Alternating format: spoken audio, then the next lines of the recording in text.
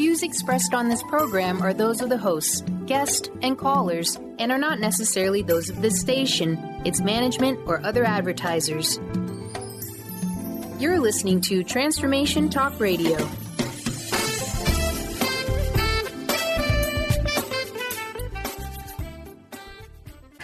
Moms, are you ready to become enlightened, empowered, and stress-free? Well, get ready because you are about to tune into vibrant, powerful moms helping everyday women create an extraordinary life with Debbie Pokornik. Each week, Debbie discusses topics to help you become self-aware, inspired, and on track to create the life you crave. It's time to stop settling and start thriving. And it all begins now on Transformation Talk Radio.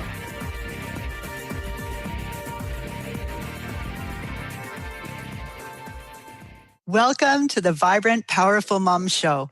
I'm your host, Debbie Pokornik, and my job is to provide you with insights, tools, and practices that you can use to connect with what really makes you shine so that you can fully enjoy the life you've come here to live. My guest today is a wonderful woman by the name of Nicola Grace, who lives in Australia, but thanks to the wonders of technology, is able to offer her brilliance to a much wider audience. From cancer to making history, saving a $1 billion industry from ruin, award-winning strategist and best-selling author Nicola Grace, the Mission Mentor, helps entrepreneurs and visionaries clarify and monetize their life's big mission so they can make a bigger impact, transform the world, and build their legacy. Now, you can find out a lot more about Nicola at her website, which is nicolagrace.com, and I'll give that to you again later.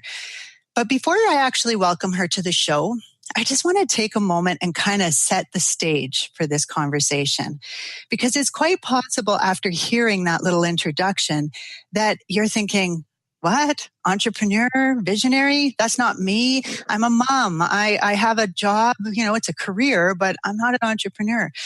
Or you might be thinking it's going to be all about running a business.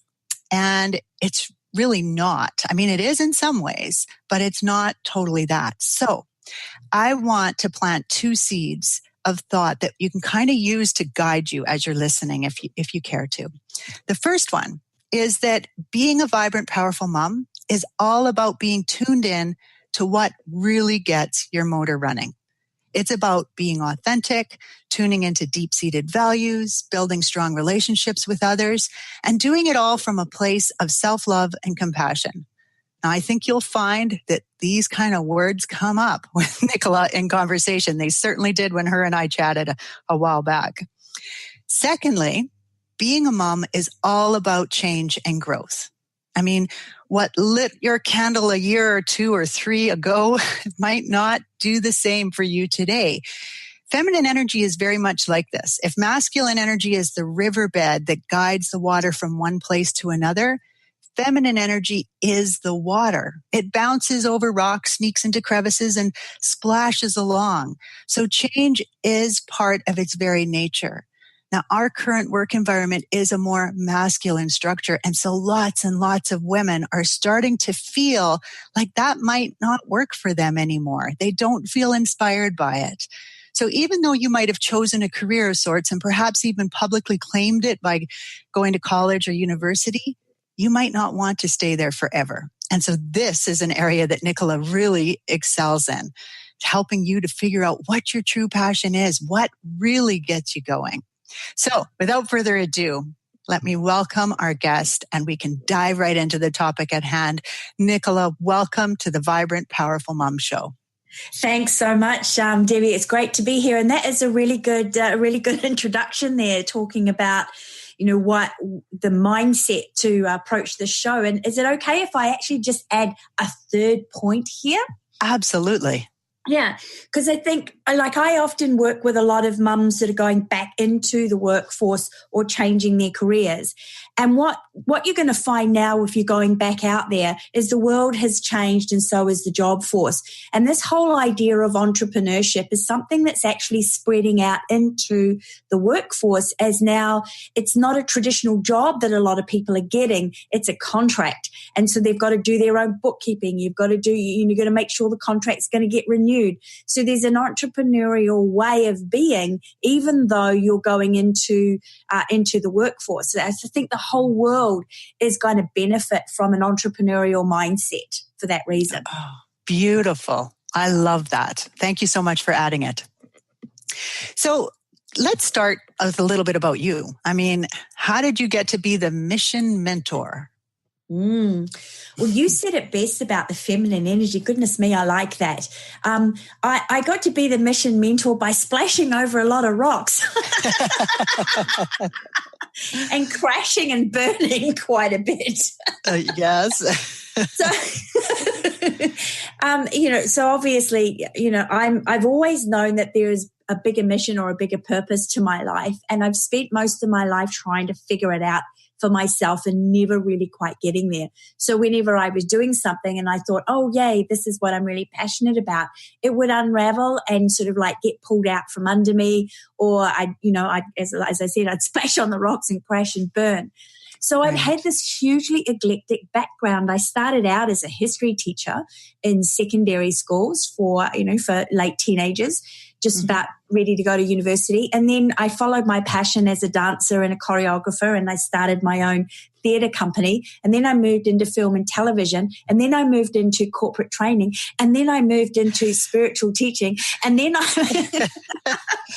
Wow, what a perfect example you are.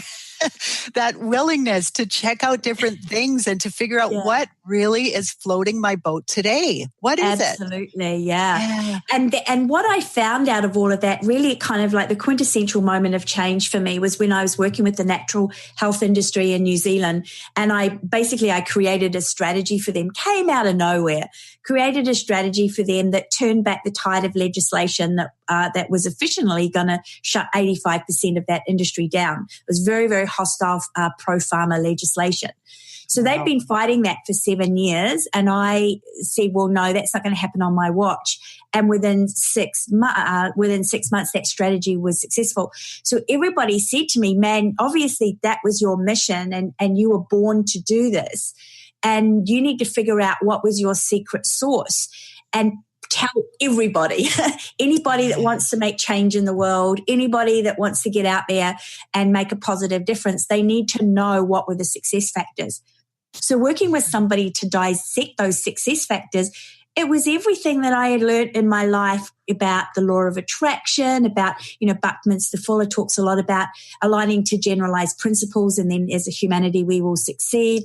And I was inadvertently, unbeknowing rather, using all of these just because it had become second nature to me. And that was the secret sauce. So I went, okay, this is my life mission. I'm going to pass this on.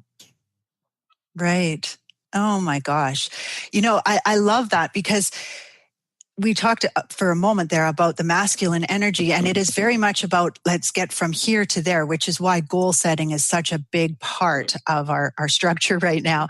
And it can make you feel like when you get into a certain area and you're driving forwards in that area that you should never change tracks. So a person like yourself could do that and go, okay, so I guess I'm done. I mean, where do I go now? And you certainly hear a lot of this in the talk about retirement and this, idea that I can't remember what it's called, but the idea that, when your years of service and age equal 85 or whatever, often you can retire. And sometimes these people are quite young still, but they feel like, well, this is it. It's over. I'm finished. Yeah, but even before 85, because this is one of the reasons why I think that there's lots of reasons why we have an epidemic of men who are depressed, is because they'll have a goal, they'll reach it, and then there's nowhere else for them to go, and so they get depressed. We see this with people who are at the top of their sports game. So it's it's a road that has its value, but it also needs to embrace the feminine. We need to have the masculine and the feminine dancing together, I believe. Exactly. We need both. And I just want to remind people that it's not just women that use the feminine and men that use the masculine. We both use both of them. So this is about an energies that we need to embrace fully. Okay, so let's regroup here. And on this show, we really are talking to moms who want to live a vibrant, powerful life. Okay.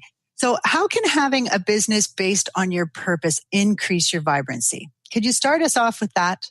Yeah. Well, I discovered that because I had, at the time I was working with the natural health industry, I had cancer for the second time. It was final stages melanoma. The first time was, Oh my gosh, was leukemia. Yeah, it was really tough.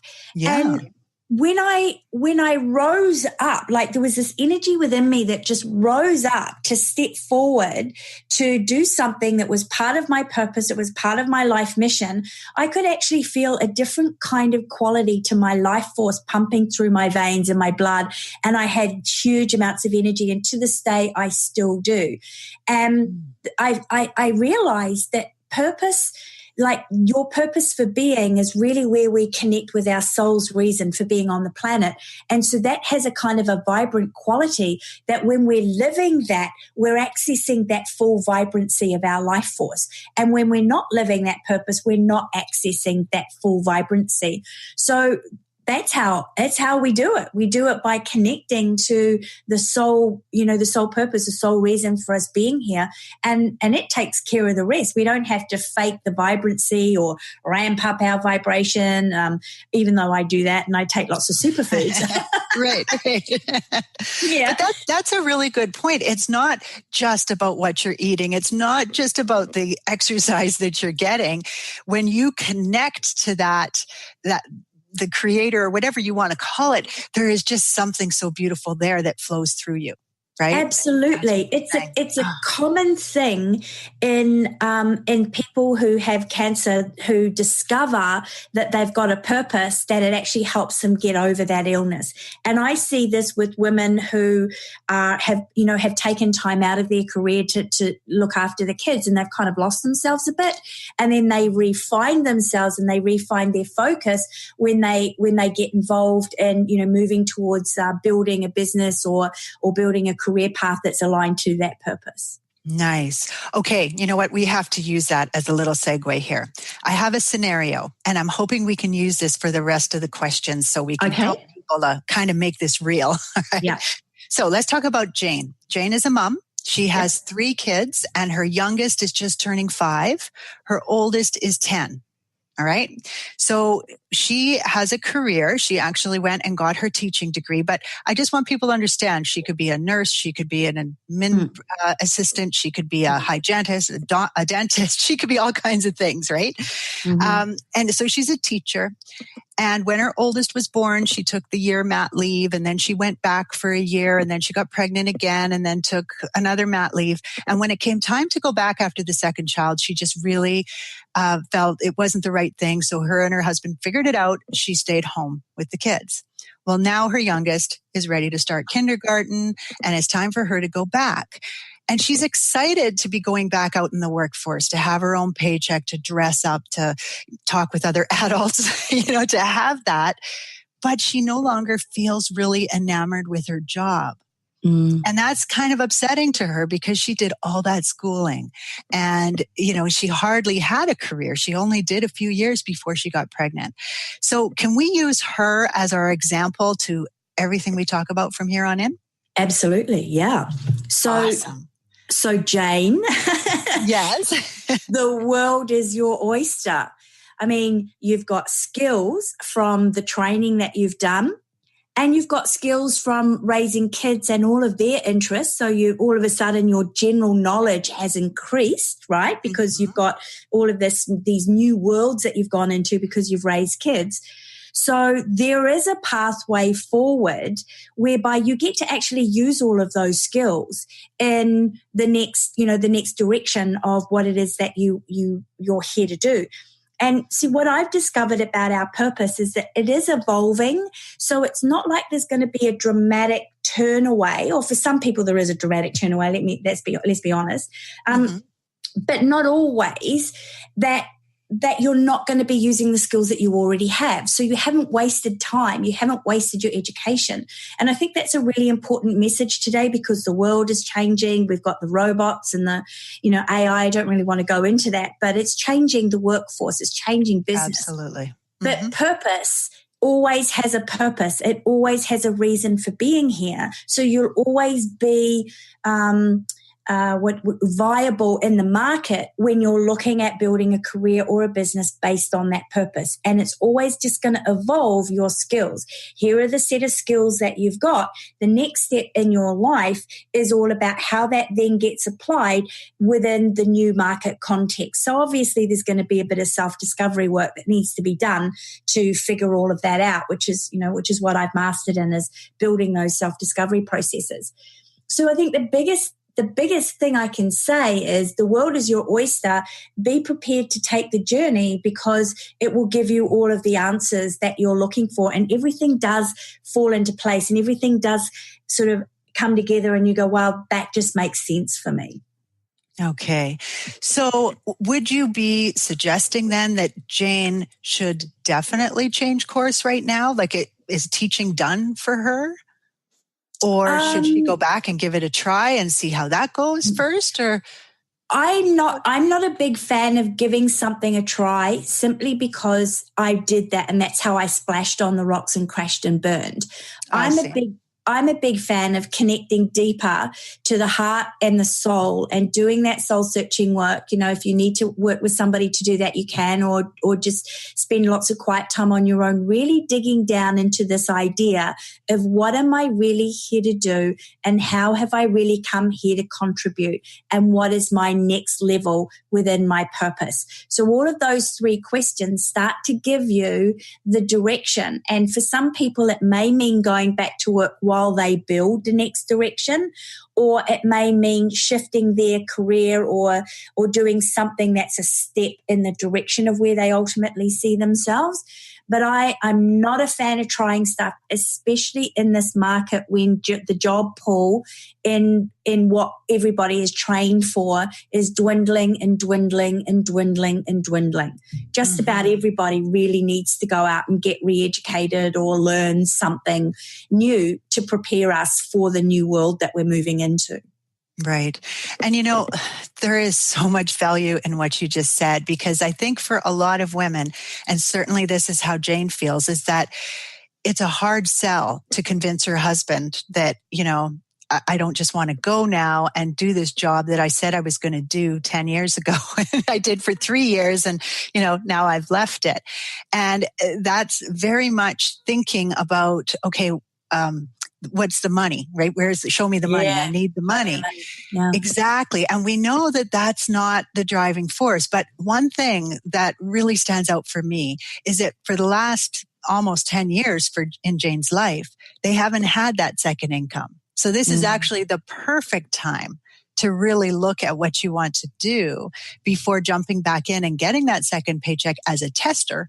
Because once you do that, it's hard to leave once you get used to having that check come in. Yeah, it is hard to leave. And then you're juggling time and you're too tired, to do things, because like a job can really suck the life out of you if you don't enjoy it. Yes. One of the things that I've put together in my model is that monetizing differently. You've got to monetize differently if you are going into a business in today's world. Most people think monetization is, I've got a service or a product and now I'm going to sell it. And right. It isn't necessarily that today. We've got, we've got a global audience now. So you've got to be thinking about that. We've also got the Alderman Trust Barometers recently come forward and said that the values have changed in the market, and people want to feel a sense of purpose and a sense that they're contributing to the greater good when they part with their money. So there's all these different things that we've got to juggle when we're putting a monetization model together.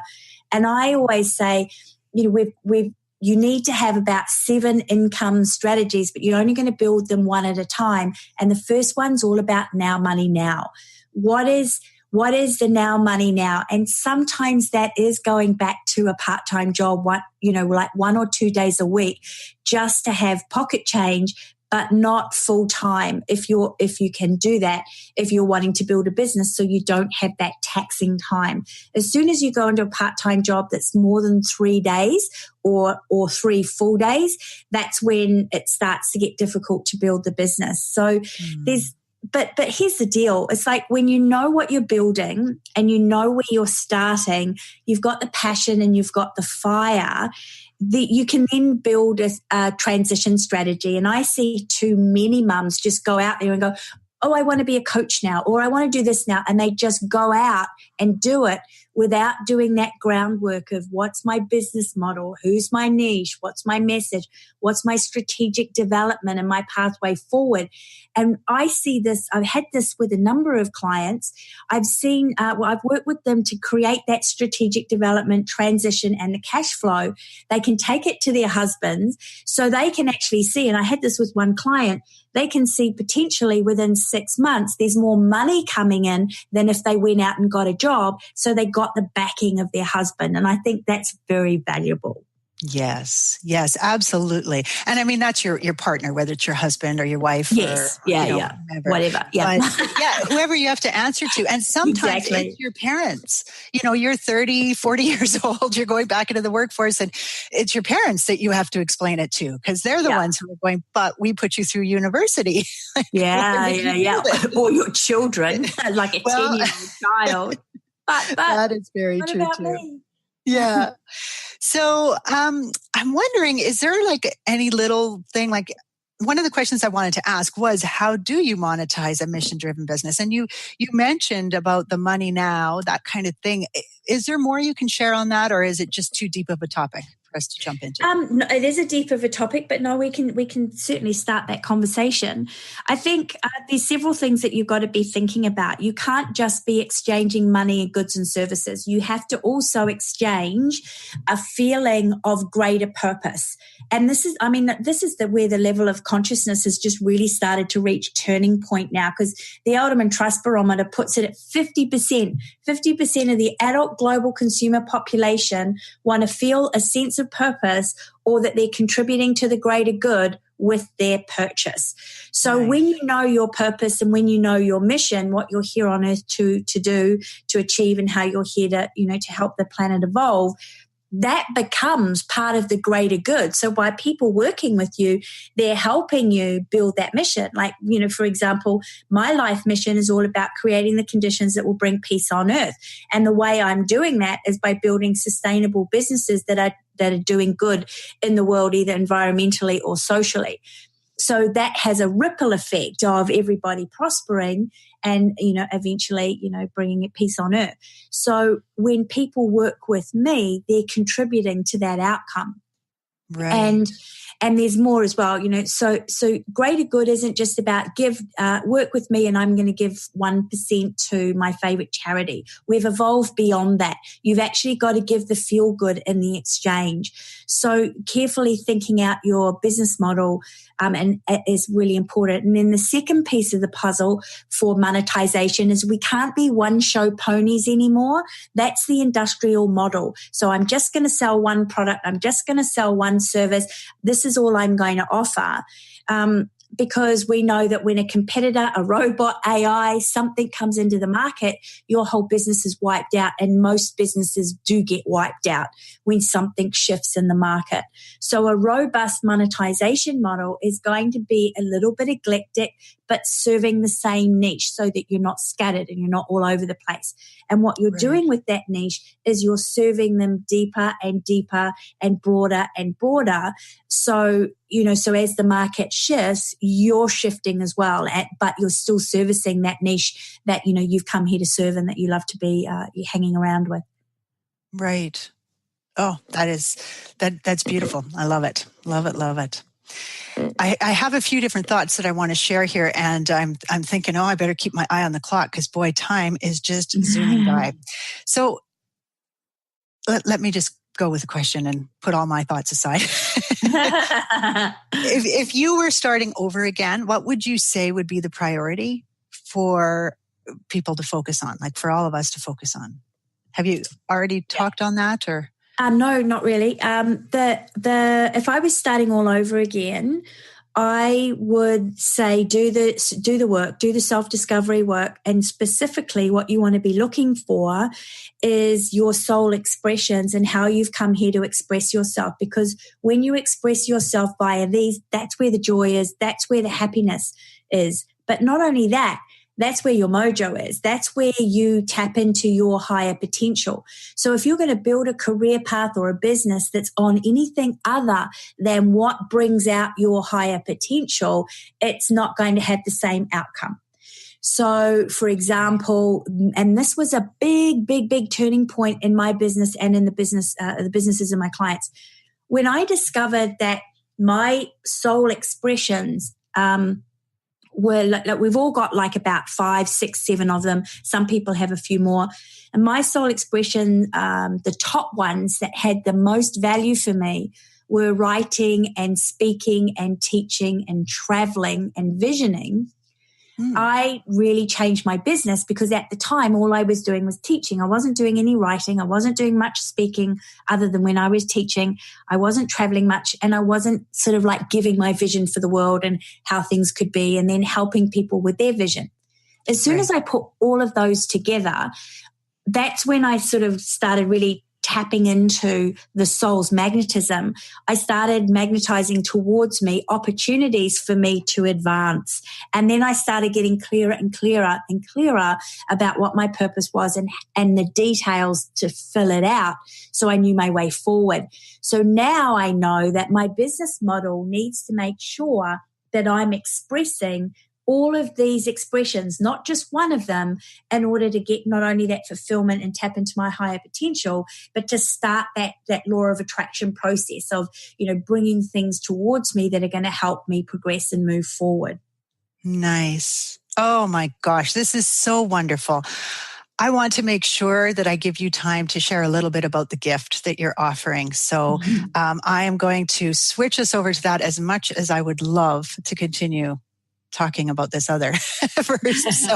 So yeah, I know you have a gift for the audience. I will put the link up on my blog that's attached to this interview, as well as the Transformation Talk Radio page. But what would you like to tell them about this gift? Sure. I think the greatest value that I can give you is giving you my entire model, my entire how to clarify and monetize your mission to make a difference. It's 5 days, although you can take longer to do it if you need to.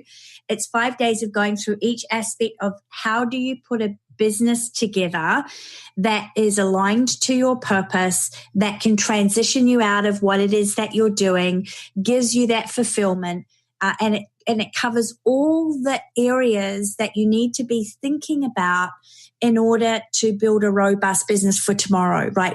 Well, tomorrow is upon us, right? And it's very detailed. And so there's a training every day.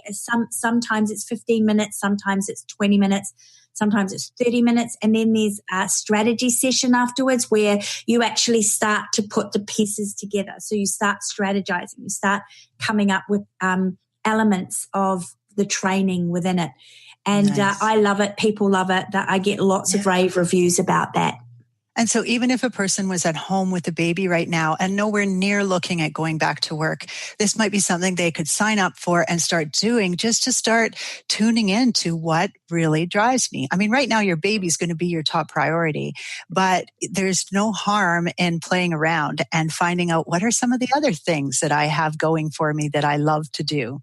Right? Well, absolutely, because when you find out what those expressions are, you can actually bring that into your playtime with your kid, Yes.